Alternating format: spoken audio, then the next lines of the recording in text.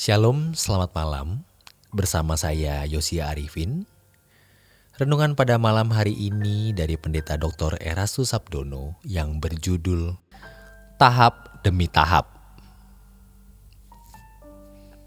Kita datang tidak membawa apa-apa dalam hidup ini, dan kita pun akan pulang tanpa membawa apa-apa. Oleh sebab itu, mari kita tekati, apapun yang kita kerjakan itu hanya untuk Tuhan, supaya kita memperoleh Dia. Apapun, olahraga pagi, kerja, bisnis, studi, karir. Kita tidak bisa memiliki Tuhan dengan malas-malasan. Kita tidak bisa memiliki Tuhan dengan kehidupan yang tidak bertanggung jawab. Tetapi terutama kesucian hidup, dan kita tidak bisa memiliki Allah sebagai harta kalau merasa memiliki harta yang lain. Kita harus berkata, Engkau satu-satunya hartaku. Kalau aku punya yang lain, semua itu digunakan untuk menemukan Engkau. Setelah menemukan Engkau, semua kugunakan untuk menyenangkan Engkau. Di sisi lain, kita berkata kepada harta, kamu tidak punya bagian apa-apa dalam hidupku, dan aku tidak punya bagian apa-apa dalam hidupmu. Harta itu bisa barang, bisa uang, atau seseorang. Dan ketika kita bisa berkata, Tuhan, Engkau satu-satunya hartaku, baru kita menjadi perawan suci. Sehingga Tuhan pun bisa berkata, Engkau hartaku, kekasihku, milikku. Namun bisa terjadi suatu saat kita kecewa terhadap siapapun atau apapun. Tuhan bisa bawa kita kepada situasi itu. Kita bersyukur kalau kita berada di situasi itu, di mana kita merasa sendiri tanpa siapa-siapa dan tanpa apa-apa. Karena memang di surga hanya ada Engkau. Selain Engkau tidak ada yang kuingini di bumi.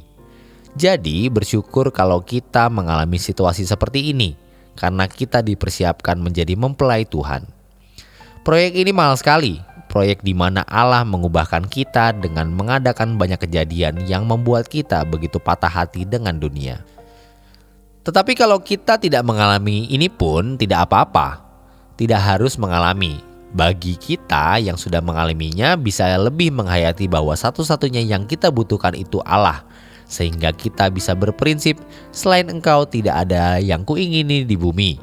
Dan selanjutnya kita bisa menyatakan, sekalipun dagingku dan hatiku habis lenyap, gunung batuku dan bagianku tetaplah Allah selama-lamanya.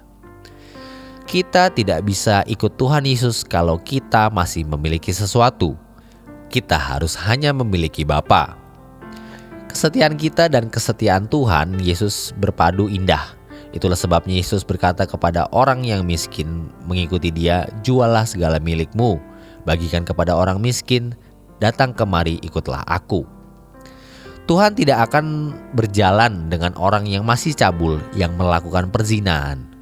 Orang cabul adalah orang yang memiliki ikatan dengan dunia. Orang-orang Kristen seperti ini akan berani bertindak seperti Esau yang menukar hak kesulungan dengan semangkuk kacang merah. Kalau kita mau dihargai hak kesulungan kita yang adalah orang-orang dikatakan dalam Alkitab yang memiliki karunia roh, artinya orang-orang yang memungkinkan untuk menjadi serupa dengan Yesus, jangan kita menukar hak kesulungan kita dengan kesenangan-kesenangan dunia. Ini memang berat sebab cara berpikir dan filosofi hidup seperti ini tidak dikenal oleh dunia. Tetapi bagi Allah tidak ada yang mustahil. Orang kaya yang disuruh menjual seluruh hartanya dan membagikan kepada orang miskin lalu ikut Yesus tidak mau karena hatinya telah terpasung oleh hartanya yang banyak. Dan murid-muridnya mulai guncang, gempar dan berkata satu dengan yang lain, jika demikian siapa yang bisa diselamatkan? Tuhan juga menjawab pertanyaan orang, sedikit sajakah orang yang diselamatkan? Dengan jawaban yang seirama dengan pernyataan Tuhan Yesus di Matius 19, berjuanglah masuk jalan sempit karena banyak orang berusaha tapi sedikit orang yang masuk. Tetapi yang mustahil bagi manusia tidak mustahil bagi Allah. Jangan kekristenan kita luntur. Jangan api kecintaan kita kepada Tuhan menjadi pudar dan padam karena masalah-masalah hidup. Satu-satunya tujuan hidup kita adalah Tuhan, karena Dia satu-satunya kebutuhan kita. Dan kalau sekarang kita bisa memahami ini bahwa Dia dahsyat karena Dia satu-satunya kebutuhan hidup kita, barulah kita bisa memberi nilai tinggi Tuhan, menghargai Dia secara patut, menghormati Dia secara patut, mencintai Dia secara patut. Tidak ada orang yang lebih beruntung dari orang yang dapat menghormati dan mencintai Tuhan dengan benar.